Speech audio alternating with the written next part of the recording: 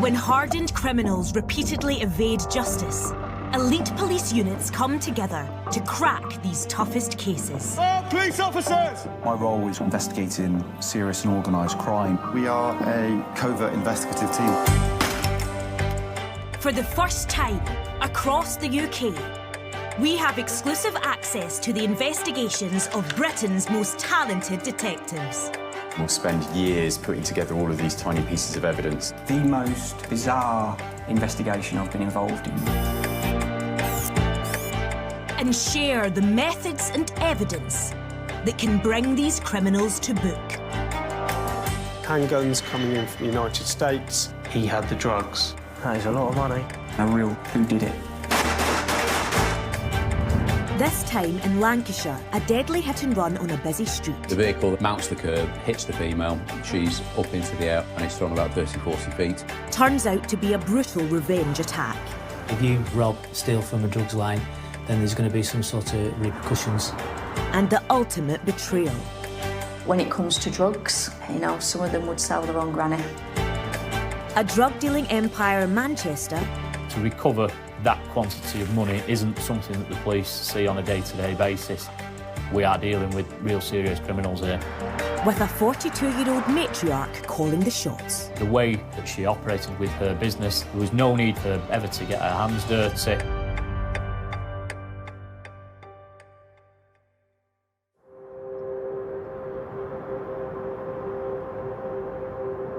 I've only ever worked in Lancashire, so I think I know the Lancashire folk. It has a real mix, the diverse communities we have. It's a great place to work and live. Always wanted to join the police.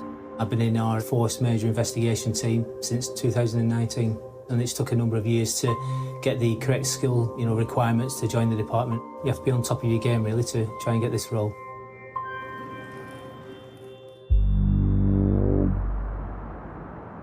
On the night of the 19th of November 2019, police received numerous phone calls from members of the public reporting that somebody had been knocked down on King Street in Blackburn.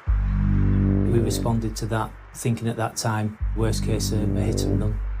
We had two people, unfortunately, laid on the floor, a male and a female, and the offending vehicle was nowhere to be seen.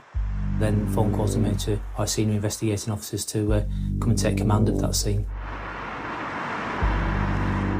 Veteran officer D.I. Lee Wilson was drafted in to take charge. I very rarely worked over this side of the county. I tend to ply my trade over at the west side of the county. And I got the call from my superintendent, briefing, 9:30 tomorrow morning.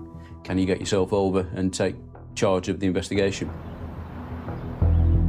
I'm termed an SIO. Under me, I will have Detective Inspector, Detective Sergeants, and then we have a blend, really, of various disciplines.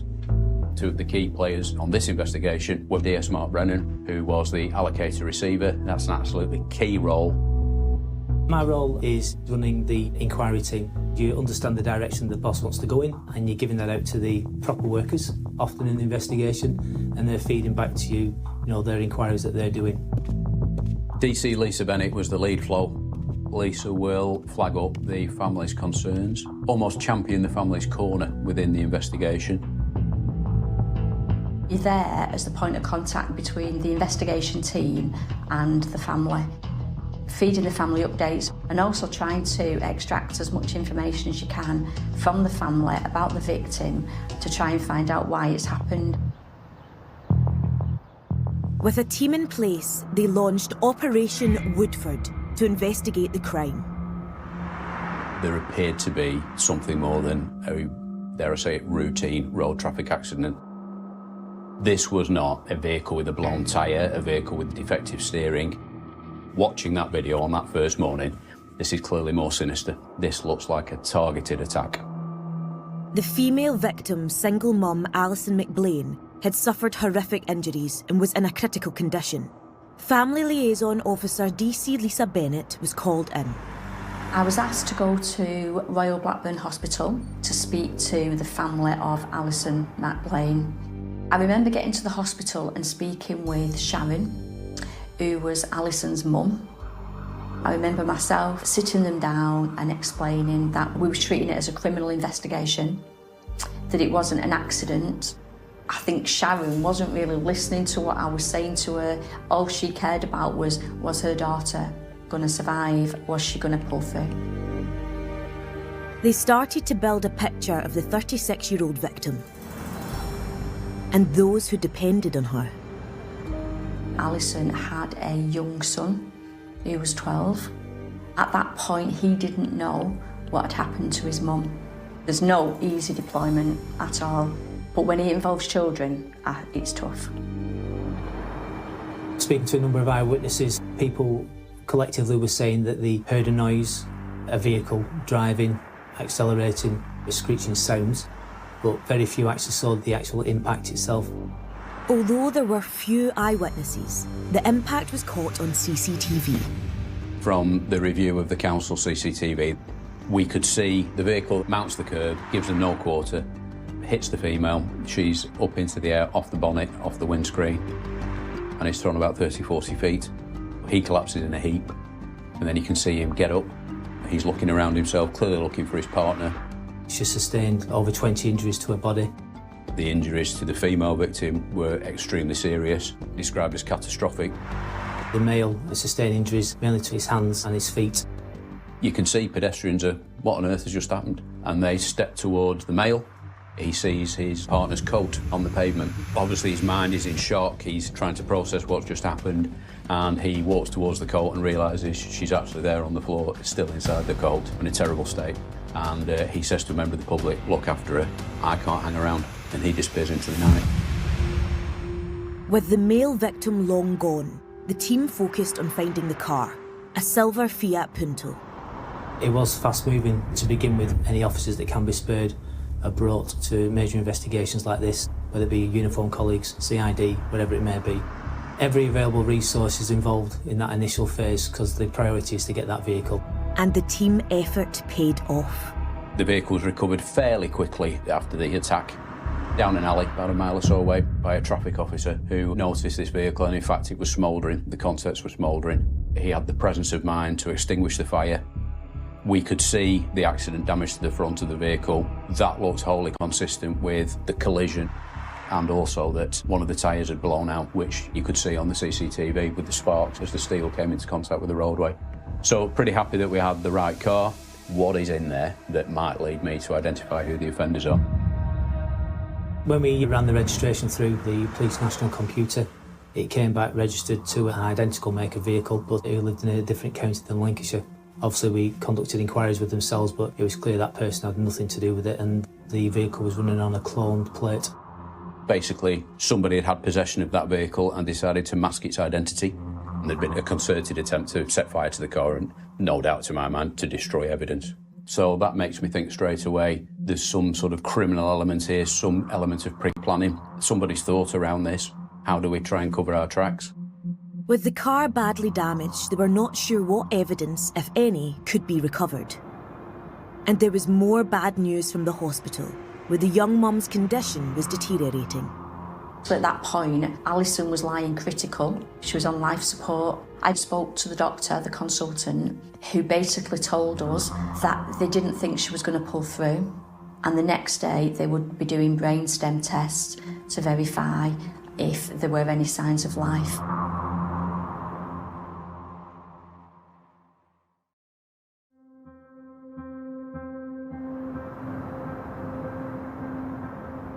Lancashire police had received reports of a serious hit and run with 2 people injured. But it quickly became apparent this was no tragic accident. This was not a vehicle with a blown tyre, a vehicle with defective steering. This looks like a targeted attack. One of the victims who had been hit had quickly fled the scene, but the other, Alison McBlain, a mum of 1, was taken to hospital in a coma. The injuries to the female victim were extremely serious, described as catastrophic by the doctors in charge of her care. 24 hours in, and the main lead was the car that had been involved in the hit and run. The police hoped it could give clues to the offenders, but it had been deliberately set on fire. This was a whodunit. Who was driving? Who else was in that vehicle? Who's had that vehicle prior to the attack? What is in there that might lead me to identify who the offenders are? There was very little on police systems around that car being used in Blackburn prior to the attack, so we really didn't have anything to put somebody in the driver's seat. There he is. Inside the vehicle was covered in soot. All the soft furnishings, the door linings, they were all melted. It was a really concerted attempt to try and destroy evidence within that vehicle. But there was forensic opportunities for us in the lower parts. In the footwells of the vehicle, we recovered a bag of sweets, M&Ms if memory serves, a cigarette butt, and a receipt for a local shop of an item that was purchased earlier that afternoon. Thankfully, had not set on fire itself, so our inquiries then were immediately turned to going to that shop and reviewing the CCTV. And news came from the hospital about the hit-and-run victim, Alison McBlain. And it all seemed to happen very quickly, that they told the family, unfortunately, there was nothing more they could do for Alison. They just turned the machine off and then she's gone. It is difficult. With the death of Alison, the team were now investigating a murder. We had to start to learn, start to speak with the family about our victims' lives. Why has this happened? Family liaison officer Lisa Bennett started to talk to Alison's mum, Sharon. We started asking Sharon about Alison's lifestyle to see if there was anything there. She had somewhat of a troubled life and she had turned to drugs. But recently, Sharon thought that Alison had turned a corner and that she'd managed to get herself clean of these drugs. However, a new man on the scene seemed to have set Alison back. Alison got involved with a male who was a boyfriend. Sharon told us she didn't like him. She thought that he led Alison astray. CCTV from a local fast food shop confirmed that the second victim that fateful night was indeed her new boyfriend. He's the one person, to my mind, who can tell us who's most likely in that car. And I couldn't get to him because I couldn't find him. And I had to devote a lot of resources to getting hold of him. But eventually he came good. He's not the type of person who would want to speak to police officers readily, normally, but he did. He was quite open with us, admitted to being himself a drug user. He gave us the background and the reasons to why they were targeted. The evening prior to the murder taking place, he had stolen some drugs off another individual. We then started to paint a picture that it was those individuals we were interested in. So our two victims have been responsible for placing an order for drugs via this bully line, as it was called, this organised crime group, to purchase drugs. And instead of purchasing the drugs, they taxed, as they call it in drug parlance. They basically stole drugs from the occupants of that vehicle. It was approximately £60 worth of drugs. I think it's a fair assumption to make that if you tax or rob, steal from a drugs line, then there's going to be some sort of repercussions. The police still had no names, so they continued to try and build a picture of the events after the hit and run. This murder took place on King Street, so we initially do a survey of King Street. This is relatively town centre as well. You then start identifying the vehicle and its direction of travel, and you keep growing that CCTV survey, keeping control of that vehicle, moving on to its next street, the next location, and wherever that may be. The suspects had dumped the car in an area not covered by CCTV. But luckily there were cameras just along the road which captured them fleeing. We'd had relatively grainy figures on CCTV, people leaving from the dump site. They all went off in different directions, and it's then seeing where they go. We didn't know who the 4 occupants of the vehicle were at that time, but what we did know is that within half an hour or thereabouts of the murder taking place, the 4 people that were in that vehicle were all back in one address. Which was about, I think, quarter of a mile, half a mile from where the car was dumped. It wasn't immediately set fire to. What appears to have happened is that the individuals have gone back towards this home, and then they came back, or rather 2 were sent back, to set fire to the vehicle. So no doubt there had been a council of war, a gathering of the clan, or the group, or the gang, or whatever you want to call them, and they'd decided what to do next. As well as a growing understanding of what had happened, The house in question at last gave the police the identity of one of the suspects, a small-scale drug gang boss who seemed to be at the centre of everything. When we had these 4 individuals going back to this address and we arrested the male occupant, we would say that he's the head of this organised crime group who was given that instruction to go and do this revenge attack, because ultimately it was his drugs that were stolen. We then started painting a picture of all his associates. We've got a team doing these CCTV surveys of all the area, and we started to identify the occupants of that vehicle. Their best lead proved to be the surviving evidence from the burnt-out car.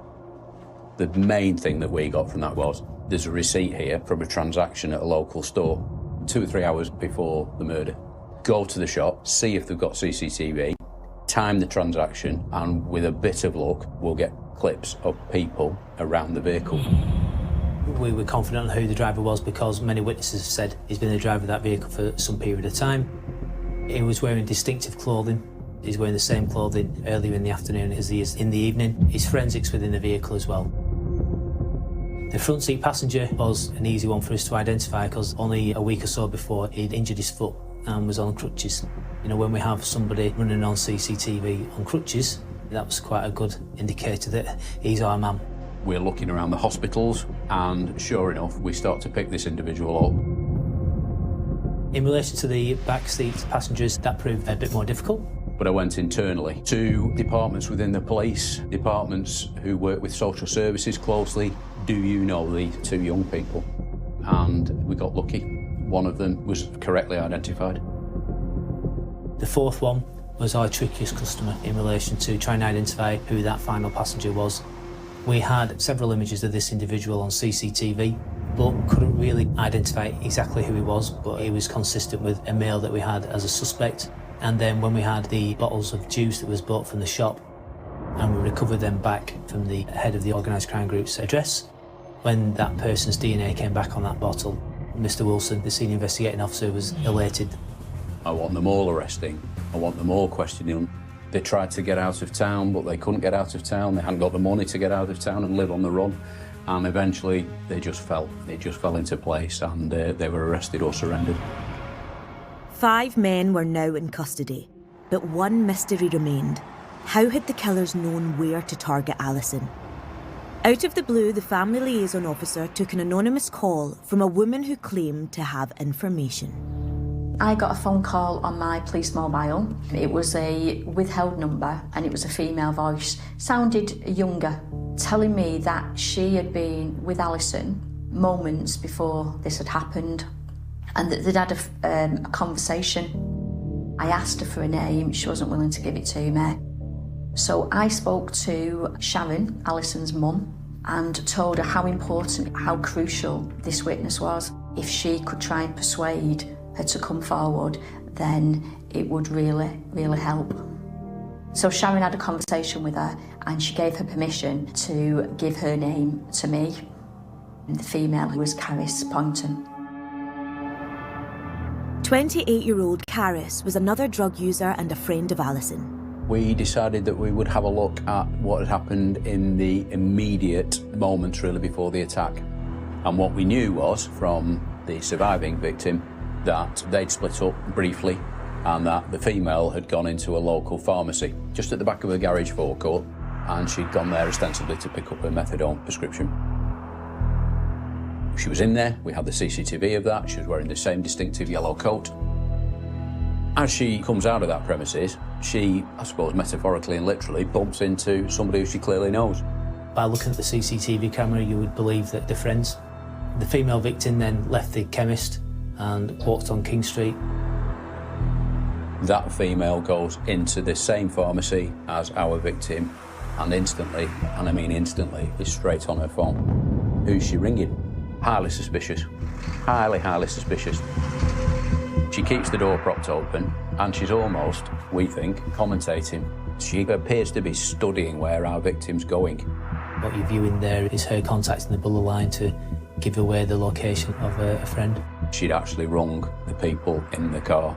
And we knew from other phone work that that group had put out to the drug-using community, if you tell us where they can be found, then we will sort you out and give you drugs or give you cash. and she literally put the black spot on her friend. She was at the funeral, clearly grief-stricken, and all the while she knew exactly what she'd done.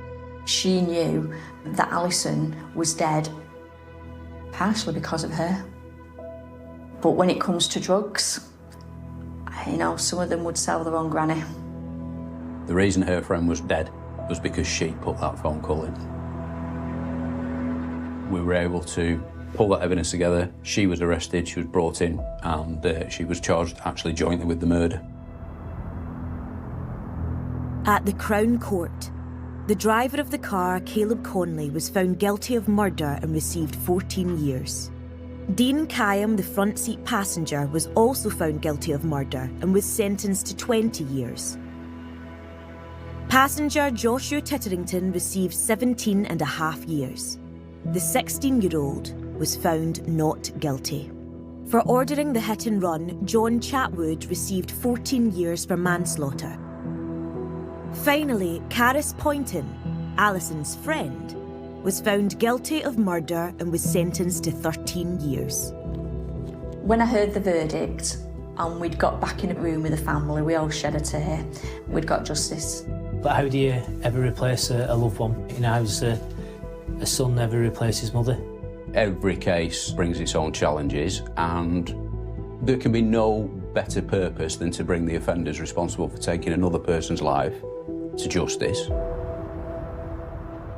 Coming up, a Manchester drug-dealing family making millions run by a 42-year-old matriarch.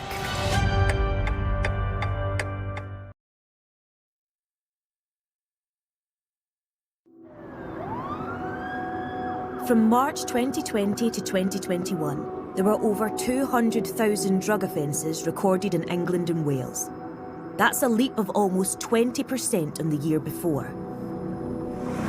In Greater Manchester in 2019, there were over 196 deaths from the misuse of illegal drugs, the highest figure since 1993.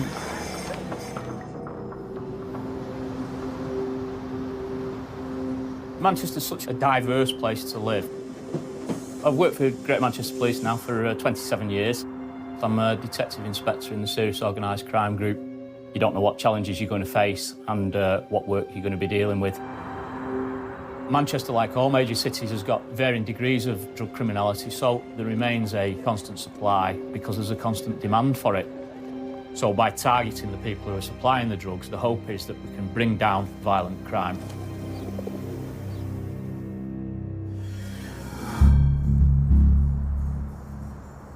One family of criminals well known to the serious and organised crime group are the Dins. Who'd previously been known to the police some years ago when 3 members of the family had been arrested in connection with the supply of large amounts of Class A drugs. So 2 members of the family had been imprisoned, and from that point things had gone relatively quiet. But the team had word that other members of the gang had recently picked up the gauntlet. We then started to realise they had carried on going, but had restructured in terms of who was running things and who was now in charge. Omar Din, who'd fled to Dubai, had previously been in charge. His sister, Shazia, had taken over. The foundation's in place for us really to start doing more research, starting to run a wider operation into Shazia and her family. To find out the scale of the drug dealing, DI Smethurst built a team, including an officer with specialist gang knowledge, DC Chris. Chris is a real enthusiastic officer, very, very passionate about his role and expects the same from his colleagues, basically, in terms of if he's giving 120%, he expects other people to be giving exactly the same. DC Chris still works undercover and his identity needs to remain hidden. The job in the Serious Organised Crime Group is targeting and disrupting the top-level criminals, groups, organised crime gangs that are committing crime, i.e. moving large amounts of drugs, supplying firearms. We'll target them to disrupt them and if we can remove them from the streets. To target the drug dealing activities of the Din family, they set up Operation Heart. We were well aware of the Din family. They were previously known to the police. Abia Din had been convicted for supplying kilo amounts of cocaine in the Salford area years earlier, and now was on licence, and the information was now saying that another sibling, Shazia Din, had taken up the mantle of supplying those drugs. We will use a lot of surveillance, so we started to try and gain an understanding of Shazia's lifestyle and how she was coming by the income and the money that she seemed to have. But on closer investigation, the family business and online beauty shop did not appear to be generating this amount of cash. As we looked more into it, finances that were being declared by this business in terms of the profits that it was making, it didn't support the lifestyle that was being led by members of the Din family. The business sold everything from body lotion to mascara online, but nowhere near the volumes to account for their spending. That started to raise concerns, and we started to ask the question, well, where's the rest of this money coming from that they're spending, that they're living the lifestyle with, because it's not being generated legitimately. The team began surveillance of the rumoured new boss, 42-year-old Shazia Din. Other than meeting with family members, the only other person really that we could see any contact with her was the man from Doncaster called Peter Rafter. He had previous convictions for being involved in supplying kilo amounts of Class A drugs. Rafter was well known within the criminal community within South Yorkshire. Surveillance officers observed Peter Rafter meeting Shazia Din quite frequently at various locations. That again raises more alarm bells with us. What is the relationship between these two people? So we started to try to gain an understanding of what that relationship was about and why it existed. Shazia and Peter Rafter would meet up, and it was almost like instructions were verbally given face to face, and then Peter Rafter would go away and conduct the exchanges, i.e. passing cash or moving drugs. Peter Rafter seemed to be a man who was connected with members of other criminal groups and would offer us opportunities to try and evidence the criminality of the gang. If we were going to be successful in investigating this group, he was going to be our way in. The team continued to watch Peter Rafter in the hope that he would lead them to the bigger prize, Shazia Din, but soon became frustrated that Shazia was never seen to be directly involved. Peter Rafter was observed meeting Shazia Din in Bury. After some communication, Peter Rafter then drove around the corner where he was observed meeting a courier and passing him a bag. The courier then drove with this bag to another part of Manchester where he was then stopped by a traffic patrol. The courier was arrested. He had a hold door with a large amount of cash. That money had been brought from a customer in South Yorkshire by Peter Rafter. Rafter was not arrested, but along with the courier and cash, the police seized a mobile phone. We were then able to establish his cell site, his call records, who he's in contact with and his movements, to establish how the couriers for this organised crime group were working. Just as they were starting to build a picture of the structure of the drug-dealing gang and its expansion in South Yorkshire, news came through which forced their hand. In an ideal world, we wanted to allow Peter Rafter to carry on out and about, meeting other criminals so as we would gain a better understanding of who else was involved with the group. We then received some other intelligence to say that Peter Rafter might have possession of a firearm. That in itself, obviously, is something that the police need to react to, and it became paramount for me that we either proved or disproved that intelligence, and the only way we could do that was by stopping Peter Rafter and then searching him, his vehicle and his properties. Peter Rafter was stopped in his van and he was found in possession of a revolver and ammunition, so he was subsequently arrested. Upon his person, he had keys to another vehicle which was parked outside his home address. Within that van was 28 kilos of amphetamine and 1 kilo of heroin. Peter Rafter received a lengthy custodial sentence. He got 12 years in total. Taking Rafter off the streets was vital, but it had a massive impact on the broader year-long investigation into the Dins. We were left now with Shazia and a vacuum in terms of who's now working for Shazia. As an investigation, it was almost a setback because Rafter was central to everything we were trying to achieve.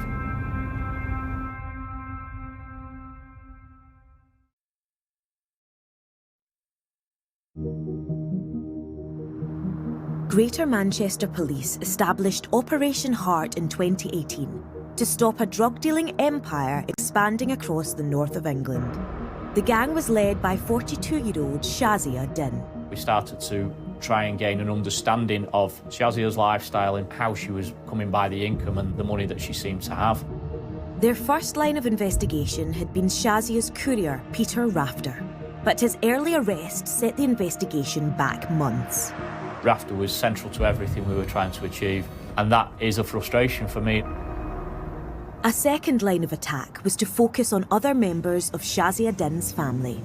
We started to work out that her son Hassan was quite involved with the crime group and that he was potentially working on Shazia's behalf. We established that Hassan had got control of a new apartment within Bury Town Centre and wasn't living there. That had all the hallmarks that it was being used as a criminal safe house. We observed Hassan Din leaving in possession of a large, heavy hold-all. At this point, Abia Din pulls up in her Mercedes vehicle and Hassan Din enters with this large, heavy bag. Abia then drives a short distance around the corner to a car park where Hassan exits Abia's vehicle in possession of this bag and places it into the boot of his own vehicle. Surveillance officers then observed Hassan drive with this bag up to a location north of Bury.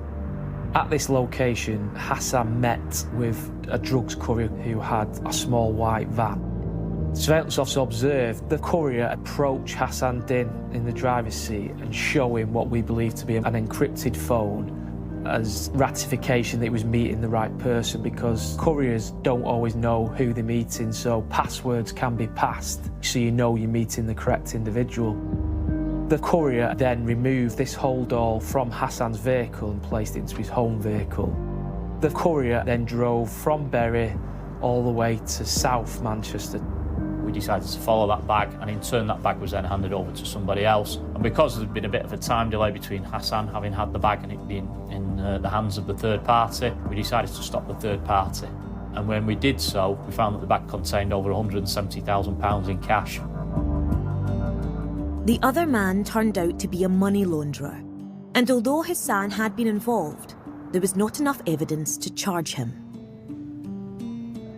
To recover that quantity of money isn't something that the police see on a day-to-day basis.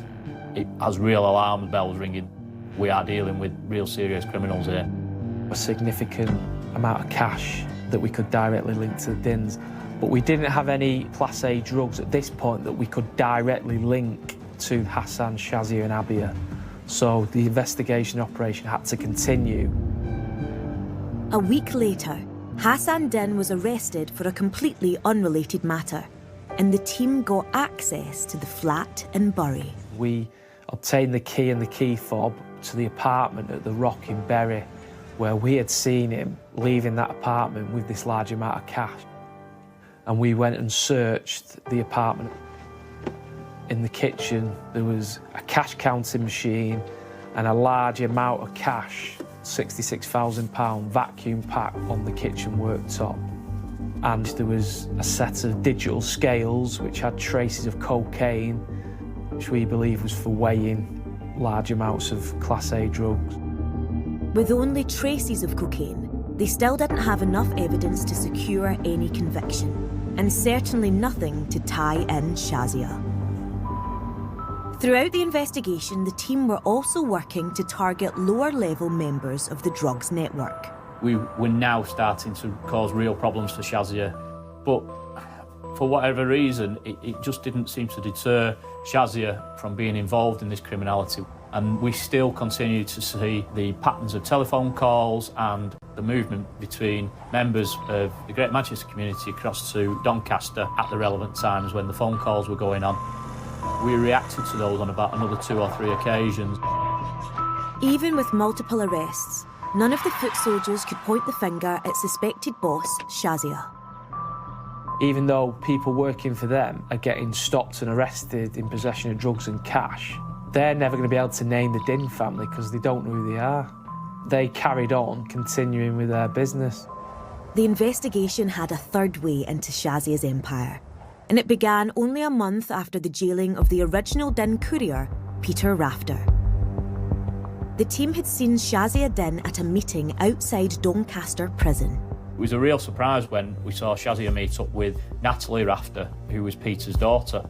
Shazia had a pre-arranged visit with Natalie Rafter to see him in the prison with Peter Rafter's grandchild, Natalie's 2-year-old son as well. We'd had contact between Natalie and Shazia before on the phones. We'd seen that through telephone calls. After the prison visit, Natalie Rafter was observed passing large amounts of cash to Shazia Din. It was bundles of cash being put in the boot of Shazia's vehicle.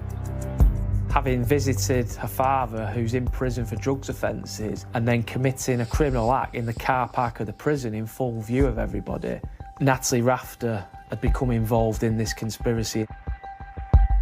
We then started to work on the view that actually Natalie was now running the Doncaster side of the organised crime group. So we started to look at the relationship between Shazia and Natalie Rafter and started to try and make some sense around who Natalie Rafter was speaking to. And from that we established that she was having contact with a number of criminal groups within Doncaster. And we worked out that at various times when Natalie was in contact with Shazia, a short time later would then be a supply of drugs over into Doncaster. We were able to deploy surveillance and we captured a man called Lee Davis. We saw him meet up with a group from Doncaster and we saw a package get exchanged. We'd established that Lee Davis, who was a Manchester criminal, had supplied South Yorkshire with a kilo block of cocaine. So the operation shifted onto him. We believed he was then somebody who was working for the Din family and filling that void that Peter Rafter once did. And so surveillance centred around him, what he was doing, who he was speaking to, who he was visiting. One of the places they saw him visit frequently was a block of flats. He'd got access to a flat in Salford, but was contained within a flat block of about 30 flats. We just couldn't link Davis to any particular flat at all. And at this point, we were starting to get a little bit frustrated. A week later, the team got another possible lead. Based on information we'd received, we conducted a search warrant at Lee Davis's business premises, a garage just outside the city centre of Manchester. Lee Davis wasn't present, but within that mechanics garage, we discovered several kilos of heroin and we recovered a hydraulic press which was used in the production of heroin. And this is where things took a little bit of a twist, really, and sometimes you just got to take a bit of a punt with information. I made a decision that night we would deploy surveillance to the area of this flat in Salford and just see whether we could link Davis to the flat and whether the intelligence that I'd had was correct. And lo and behold, as I was there on surveillance myself, having turned out just in my flip-flops, my shorts and a T-shirt, Davis came to the flat in his van and he came out of the flat block carrying a cardboard box. We decided to go over and speak to Davis and just to see what was in the box. And when we stopped and searched him, within the box were 12 kilos of heroin. And we had Davis arrested in possession at that time with 12 kilos of heroin. We then discovered Lee Davis was in possession of keys to a flat within this flat block. Within there, we discovered another 16 kilograms of heroin. So in total, 28 kilograms of heroin with a potential street value of over £2.8 million. When Lee Davis was arrested, he hadn't time to turn off his encrypted mobile phone. Because he just wasn't expecting us at that time. It enabled us to get access to his phones. We were able to then show his links back in to Shazia and to Hassan and to other members of the Din family. So Shazia sits at the top, keeping her hands clean, and Lee Davis was effectively doing a lot of the dirty work for the family. He was the man storing the drugs, he was the man moving the drugs around. After 2 years of intense investigative work, the team were ready to act. We believe we had enough evidence then. We'd had enough drugs seized, we had enough events observed on surveillance, and we had enough links from the call data. We're good to go here. We need to start arresting people.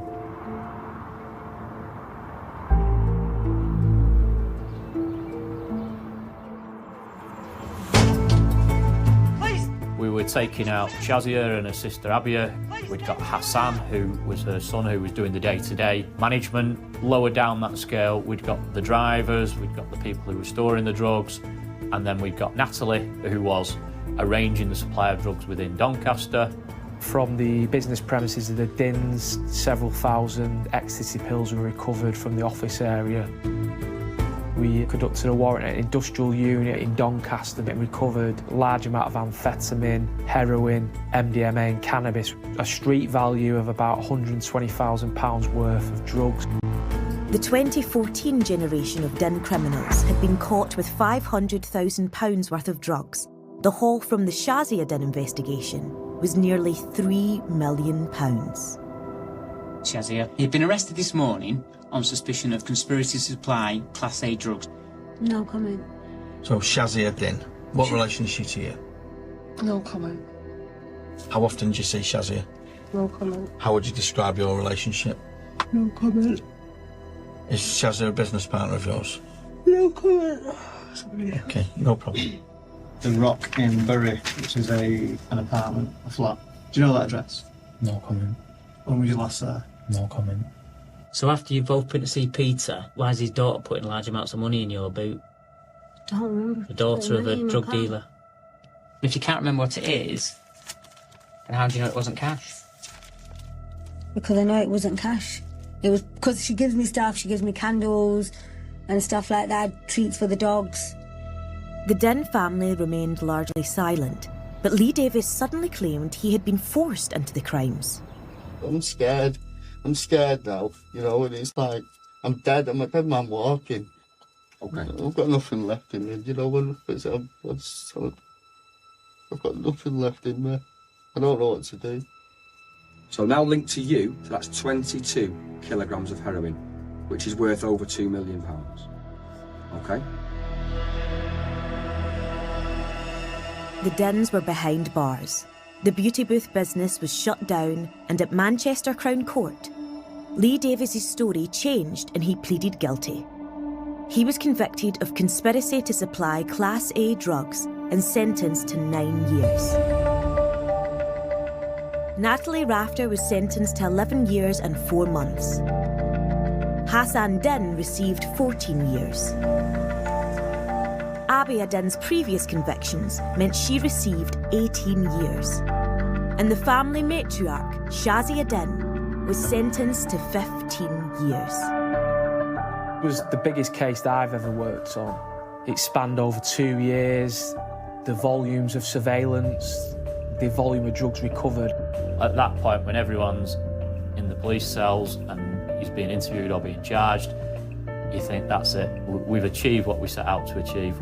Hopefully we've made a real difference to the people of Manchester.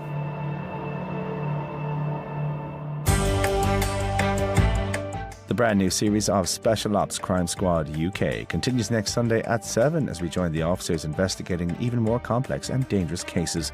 And if you've missed any of the other episodes, catch up on the previous series on UK TV Play. While next up, it's QIXL.